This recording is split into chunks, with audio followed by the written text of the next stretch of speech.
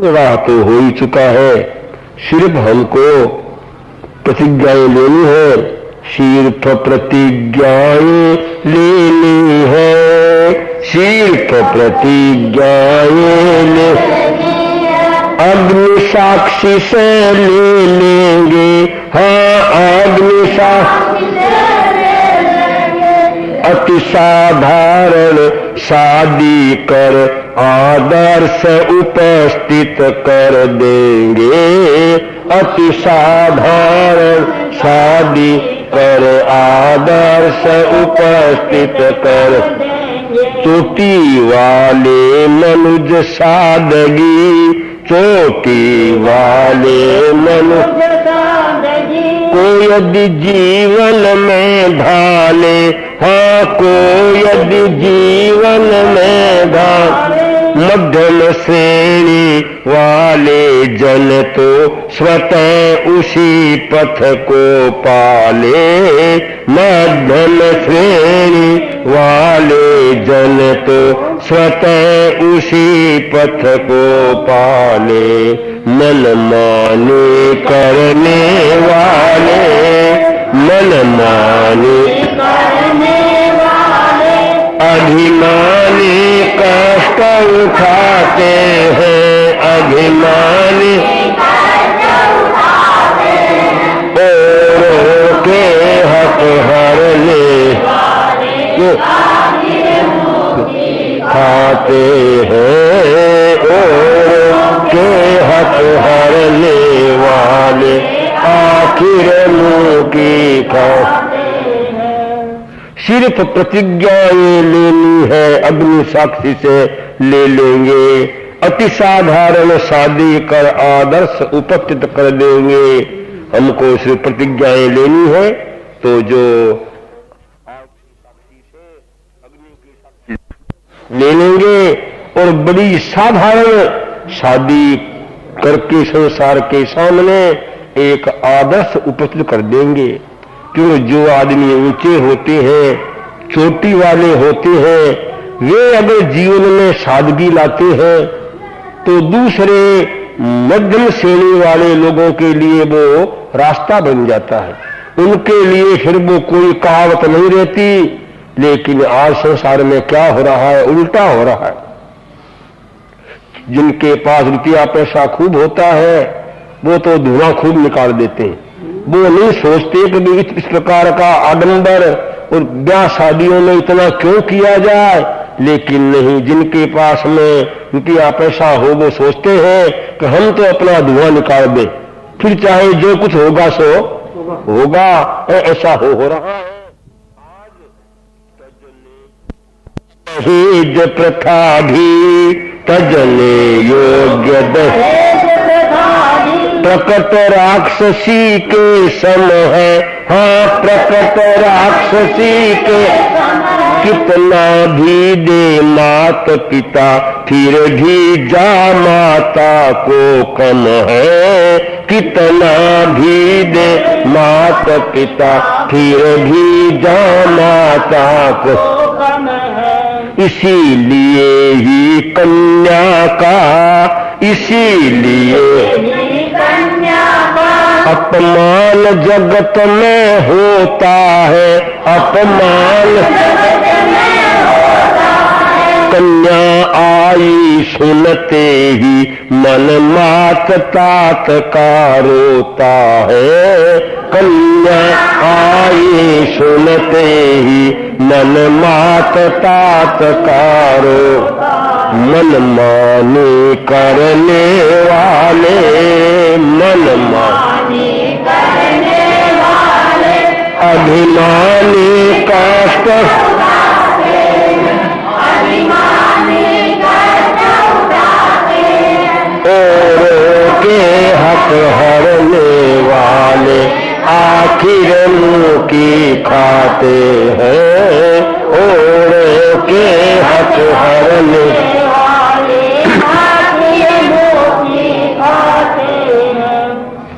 भजने योग्य दहेज प्रथा भी प्रकट राक्षसी के सम है, कितना भी दे माता पिता फिर भी जा माता को कम है। आज दहेज के लिए क्या कुछ हो रहा है, कितनी बालिकाओं की हत्या होती है, बहुओं कितनी इस अभिशाप के द्वारा मारी जाती है, सभी के सामने है। क्या लोगों को रोग लग गया है? अरे भाई, धन तो भाग में होगा, वो काम आएगा। बहू का धन से तुम क्या धनवान बन जाओगे? लेकिन नहीं, बहू कितना धन लाई, ये लाई कि नहीं लाई। जब संबंध की बात होती है तो वो बेटे के बाप कहते हैं कि उसका संबंध आया, उसने इतना देने के लिए कहा है पर हमने अभी स्वीकार नहीं किया। अर्थात ये भी उसने 21,000 तो टीके में कहा है, अब तुम उससे कुछ सौदा तुम्हारा ऊंचा हो, तुम आ सकते हो। इसमें भी वो बेटा क्या हो जाए, कोई बीए में हो जाए तो फिर उसके भाव और ऊंचे उठ जाते हैं। अगर वो विलायत कहीं घूम के आ जाए तो फिर और ऊंचे भाव चढ़ जाते हैं। माने आगे तो ऐसा था कि कुछ लोग कन्याओं के रुपये पैसे लेते थे। ऐसी परंपरा यहां पर थी कि जो सामान्य आदमी होते कन्याओं के दाम मांगते। आज वो ऐसा आया कि बेटियों के दाम तो लोग नहीं मांगते, बेटों के दाम आने लग गए, तो बेटों के दाम हो गए आज। लेकिन ये महाप्रथा भयंकर है, ये समाज के लिए बड़ा भारी माने कलंक है, ये दुख की बात है। आखिर में इसे छोड़नी होगी, और बिना छोड़े समाज कभी ऊंचा आ नहीं सकता। इसका परिणाम क्या हुआ कि कन्याओं का अपमान होता है। किसी के घर में बेटी आई तो भाई बाल बच्चा हुआ, भाई क्या हुआ, भाई हुई ऐसा। बेटी का नाम सुनते अरे बोला बस हो गया काम, आठना हो गया। पहले पोती बेटी का नाम सुन, देखो अब मैं सोचता हूं संसार कैसा है कि बेटा सब चाहते हैं, बेटी कोई नहीं चाहता। बहू तो सब चाहते कि हमारे घर में बहू आनी चाहिए, तो भाई बहू कहां से आएगी? सबके अगर बेटे ही बेटे हो जाएंगे तो बहू कहां से आएगी? ये बिल्कुल संसार का रूप ऐसा है कि बेटी तो आएगी तो वो कहीं जाएगी, उससे हमको क्या फायदा। मैंने एक किताब में लिखा है, मैंने सवाल पूछा कि बोलो भाई तुम बेटा चाहते हो या बेटी? तो सबकी आवाज आई कि हम तो बेटा चाहते हैं। फिर मैंने पूछा कि तुम्हारे घर में हो भैंस, उसका तुम क्या चाहते हो, कट्टा चाहते हो या कट्टी चाहते हो? तो सबने क्या कहा कि कट्टी चाहते हो। मैंने कहा भाई क्यों? अपने घर में तो बेटा चाहते हो और जो भैंस का क्या चाहते हो तो पापा भी चाहते हो। अर्थ ये हुआ कि वो तो हमको दूध देगी ना, इसलिए उसका तो स्वार्थ है। और संसार ऐसा खेला है। अरे भाई ये बेटा बेटी में क्या फर्क है? अगर देखा जाए तो कोई फर्क नहीं है। जानकी का नाम आता है, जनक की बेटी कौन थी? जानकी। अब सीता जी का भाई कौन है? कोई नहीं जानता है। हालांकि जैन रामायण में सीता के भाई का नाम भी आता है, महामंडल नाम सीता भाई का है, तो कोई जानता ही नहीं। माने जानकी का नाम ऐसा फैला, जनक के नाम से जानकी प्रसिद्ध हो गई। तो भाइयों ये कोई बात नहीं है कि बेटे से नाम रहे बेटी से ले रहे, ऐसी बात नहीं है। नाम तो जो अच्छी संतान होगी उसके द्वारा रहता है, ऐसे नाम रहने वाली वस्तु ही नहीं है। नाम रूप तो सारे ही क्षणिक है। इसलिए समाज को सोचना चाहिए, थोड़ी सी सादगी। अपने समाज के लोग कितने भूखे में बैठे हुए हैं, कितनों को काम नहीं मिलता, वो लोगों को चिंतन नहीं है। हमारे ब्याह में खर्चा कितना हुआ, हमने 1 लाख रुपया, 2 लाख, 20 लाख, अरे 1 करोड़ रुपये, एक ब्याह में 1 करोड़ रुपये खर्च हो जाते हैं। और हमारी तो गई ना जान, किसमें गई? हवाई जहाज में गई है। हो तुमने भारी काम किया भाई, हाँ तुम्हारा नाम बड़ा ऊंचा हो गया। तो ये जब तक ये मूल्य हमारे बदलेंगे नहीं, हम समाज को समाज नहीं समझेंगे, तब तक देश उन्नत नहीं हो सकता, समाज उन्नत नहीं हो सकता। तो यहाँ वर्णन आ रहा है, श्री कृष्ण महाराज ने कहा नहीं शादी हमारी हो गई है, मानस विवाह हो गया, रुक्मिणी मेरे पास आ गई, अब तुम्हारे शहर में हम आए, हमको आने की कोई आवश्यकता नहीं है, और मैं इसलिए यहां से नहीं आऊंगा। इन सब चीजों को लेकर, इन सब चीजों को मैं नहीं नगर में आऊंगा, मैं नहीं जाकर के गिरनार शैल पर विधियों को निर्वाहूंगा, जाकर के गिरनार शैल पर विधियों को निर्वाहूं। ऐसे कहकर कृष्ण चल पड़े, ऐसे कहकर साथ रुक्मिणी को लेके, हाँ साथ रुक्मिणी अपने ही जीवन के द्वारा नया सबक जग को देके, अपने ही जीवन के द्वारा नया सबक जग को देके, मनमानी करने वाले, मनमानी करने अभिमानी कष्ट उठाते हैं, औरों के हक हरने वाले आखिर मुक्ति खाते हैं, औरों के हक हरने वाले आखिर मुक्ति खाते हैं। इन सब चीजों को लेकर मैं नहीं नगर में आऊंगा, जाकर के गिरनार शैल पर विधियों को निर्वाहूंगा।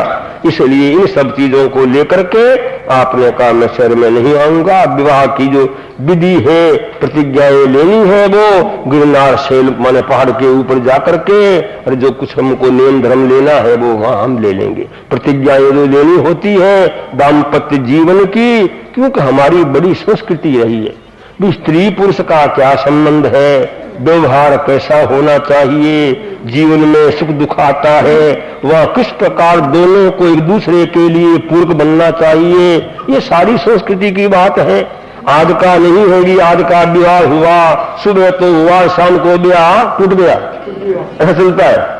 कुछ माने ब्याह होते होते ब्याह टूट जाते, ये कोई हिसाब नहीं है, व्यवस्था नहीं है। व्यवस्था जो हमारी व्यवस्था थी, आर्यावर्त की व्यवस्था थी, जो कितनी बड़ी सुंदर थी, उस पर ध्यान देने की आवश्यकता है। ऐसे कह करके आप शहर में नहीं गए, और रुक्मिणी को रथ में रुक्मिणी बैठी हुई है ही, उसको लेकर के सीधे अपने सौराष्ट्र के लिए रवाना हो गए। इस प्रकार अब इधर गुप चुप इधर शिशुपाल भी अपनी पुरी में आ गया, गुप चुप इधर शिशुपाल भी अपनी पुरी में आ गया, किए अपने कर्म का प्रतिफल प्रगट ही पा गया, किए अपने कर्म का प्रतिफल प्रकट ही पा गया। जिन्होंने रोका उन्हें वे सही सारे हो गए, जिन्होंने रोका उन्हें वे सही सारे हो गए थे। बन जो बराती सभी गुमसुम हो गए, गए थे जो बन बराती सभी गुमसुम हो गए। शिशुपाल अपना गुपचुप वहां से रवाना हो गया, किसी को इसने मुंह दिखाया नहीं। अपने शहर में भी ऐसे समय आया कि रात के समय किसी को पता नहीं लगा कि शिशुपाल शहर में आया, और तो वासो हुआ बेचारे गए थे ना, बराती बन के गए थे, उनका भी मुंह मीठा भी नहीं हुआ, उनको खाने के लिए भी कोई उनका सम्मान स्वागत है वो भी नहीं हुआ। और जिन्होंने शिशुपाल को कहा था मत जाओ मत जाओ, ये सारे सच्चे हो गए। तो भाइयों कहने का ये अर्थ है, कथन सत्य हितेशियों का मूड जो सुनता नहीं, विज्ञ गुरुजन बचन मणि को चतुर बन चुनता नहीं। जो आदमी हितैषियों की शिक्षा नहीं मानता, अच्छी बात पहले समझाई गई वो नहीं मानता, अंत में वो मूढ़ आदमी मार खा करके मानता है। आखिर में तो बात तो जो होती है वही सामने आती है। फिर आपने पानी पीरन इधर जाकर जा किया गिरनार पर, पानी पीरन इधर हरि ने जा किया गिरनार। नवो ढाको साथ लेकर आ गए अपने नगर, नवो ढाको साथ लेकर आ गए अपने। अष्ट अग्र महेशियों में रुक्मिणी मुखिया बनी, अष्ट अग्र महेशियों में रुक्मिणी मुखिया बनी। विनय और विवेक के बल खूब ही सुखिया बनी, विनय और विवेक के बल खूब ही सुखिया बनी। पानी पीरन इधर हरि ने जा किया गिरनार पर, नवोढ़ा को साथ लेकर आ गए अपने नगर। आप वहां से सौराष्ट्र जाकर के गिरनार के ऊपर गए और वहां जाकर के भाई जी ने आपको दोनों को प्रतिज्ञाएं दिलवानी थी, वो दिलवा दी। माने ब्याह की विधि का जो होता है निर्वाह वहां पर हुआ। वहां से अपनी रुक्मिणी को साथ लेकर आप द्वारका आए और 8 अग्र महेशियों में रुक्मिणी, 8 अग्र महेशियों में रुक्मिणी मुखिया बनी। विनय और विवेक के बल खूब ही सुखिया बनी। आपकी 8 क्या मानी गई है महारानियां। उन महारानियों में रुक्मिणी का नंबर सबसे ऊंचा लगा। ये 8 में सबसे ऊंचा स्थान रुक्मिणी को दिया जाता है। क्यों? विनय विवेक सब बातों में रुक्मिणी थी, वो बड़ी ऊंची थी, इसलिए बहुत ही इसका सम्मान हुआ है। और रुक्मिणी ने वहां आने के बाद में देवकी वसुदेव आदिक गुरुजनों का चित्त भी, देवकी वसुदेव आदिक गुरुजनों का चित्त भक्ति पूर्वक रुक्मिणी आराधती है नित्य ही, भक्ति पूर्वक रुक्मिणी आराधती है नित्य। कुशल गृहिणी का सुपद उसने निभाया शांति से, पर हृदय को जीतने का मंत्र पाया शांति से, पर हृदय को जीतने का मंत्र पाया शांति से। देवकी वसुदेव आदिक गुरुजनों का चित्त भी भक्ति पूर्वक रुक्मिणी आराधती है नित्य ही। देवकी अपनी सास और वसुदेव अपने ससुर अभी तक सारे विद्यमान हैं। रुक्मिणी ने बड़ा अच्छा व्यवहार किया। ये नहीं भी मैं तो बाहर से आई हूं, सासू ससुर मेरे क्या लगते हैं, ऐसी भावना जो आज हो रही है अच्छी नहीं है। बहुओं को ख्याल होना चाहिए कि माता पिता जैसे तुम्हारे वहां थे वैसे ये यहाँ है। इनका सम्मान, इनकी इज्जत है, वो वास्तव में बहू की इज्जत होती है। अच्छी बहू वही होती है कि अपने सासू ससुर की सेवा को जो महत्वपूर्ण स्थान देती है। तो इसलिए रुक्मिणी का व्यवहार ऐसा अच्छा, इतना सुंदर था। ऐसा लिखा है कि बहू जो घर में आती है, अब उसके आने के बाद में घर में क्या अंतर आया, किस बात में घर नीचा गया, किस बात में घर ऊंचा उठा, ये सारी बातें बहू के आते ही सब बात सामने आती है। इसलिए उसका व्यवहार अच्छा होता है। लिखा है दक्षा तुष्टा प्रियालापा पतिचित्तानुवर्तिनी कुलौचित्याद्यय करी सा लक्ष्मी दिवचा परा। नीति में लिखा है कि जिस बहू में ये इतने गुण होते हैं वो माने स्त्री नहीं है, वो साक्षात क्या है, देवी माने लक्ष्मी के समान वो मानी जाती है। पहला गुण क्या है, दक्षा, बड़ी दक्ष हो, चतुर हो, हर वस्तु का उसमें विवेक हो, घर की व्यवस्था कैसे करनी चाहिए उसका उसको ध्यान हो। पहला गुण दक्षा। दूसरी तुष्टा, माने संतोष वाली, ये नहीं भी बड़ा बड़ी लोग संज्ञा हो, ये नहीं, संतुष्ट माने वृत्तियों में संतोष हो। तीसरे में प्रियालापहा, बड़ा मीठा बोलने वाली। ये स्त्रियों का सबसे बड़ा गुण है कि स्त्री की जबान है वो मीठी होनी चाहिए। अरे भाई, जबान तो स्त्री की क्या, आदमी की क्या मीठी चाहिए ही है, लेकिन औरत की तो खास बात है कि स्त्री जितनी स्वभाव की मीठी होगी, उसकी वाणी सही होगी और बड़ी मधुर वाणी होगी, वो सबको अच्छी लगती है। दक्षा, तुष्टा, प्रियालापा। फिर कहा प्रतिचित्तानुवर्तनी, अपने पति के चित्त के पीछे अनुगमन करने वाली। जैसी पति की इच्छा हो, भावना हो, उसके अनुसार ही अपना व्यवहार वो करती रहती है। उसके बाद कुलौचित्याग देखरी, जैसी खानदान में घर में जैसी आमद हो ऐसा वो खर्च करने वाली।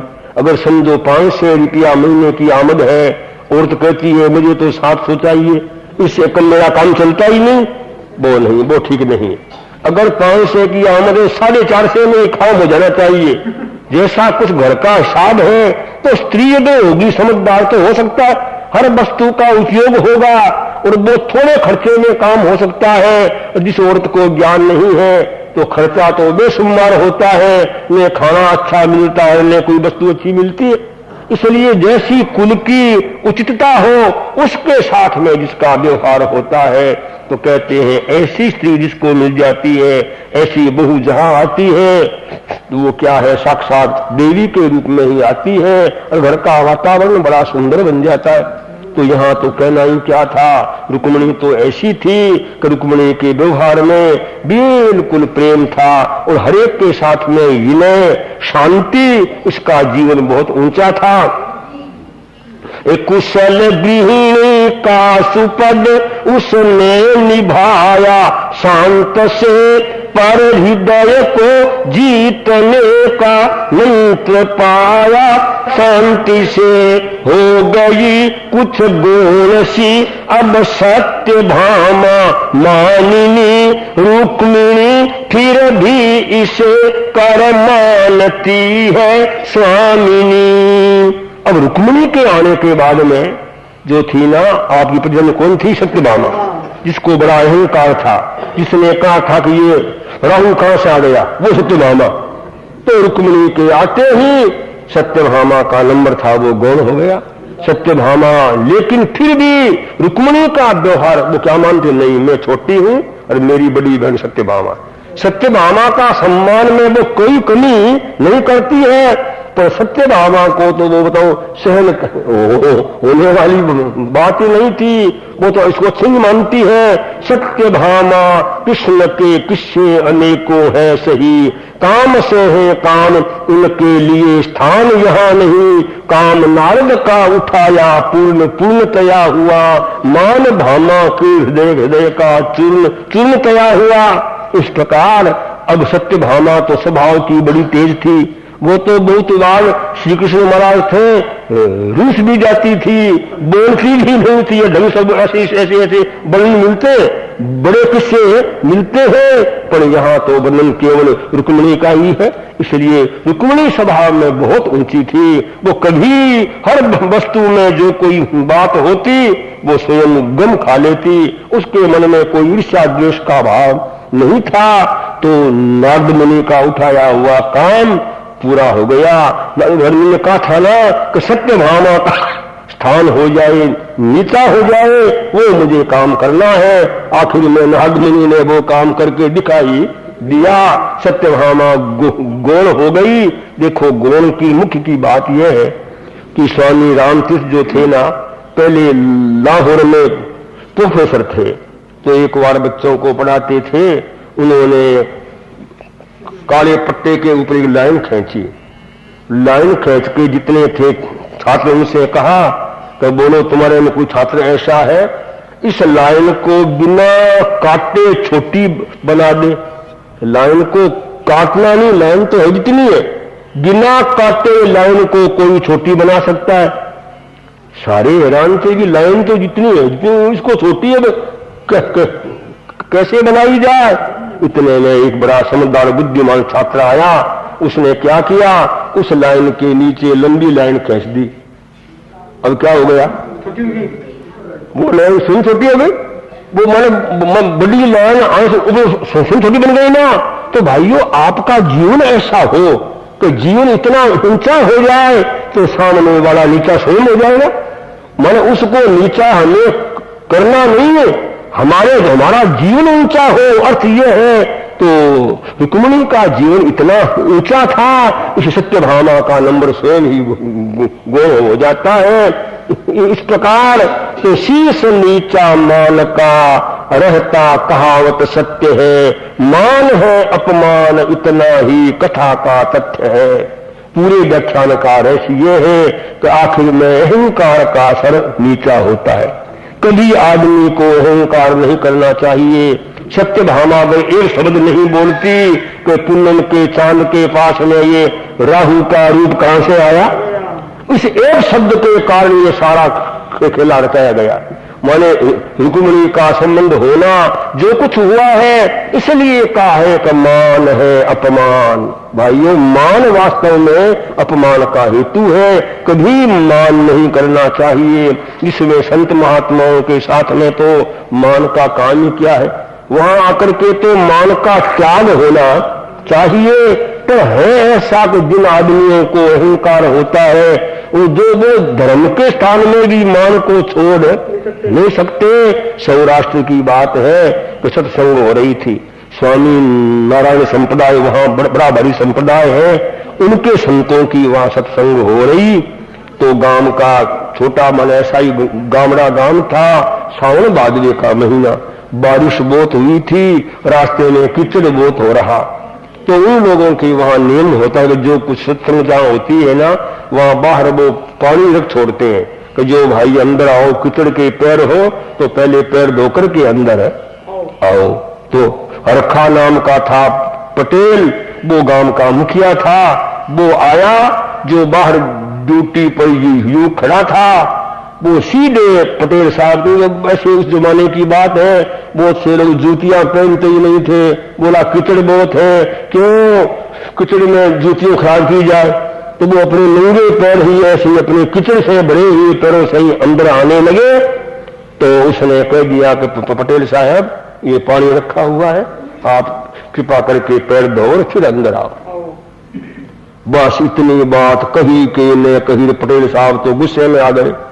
बोला तू मुझे पैर धोने के लिए कहने वाला कौन?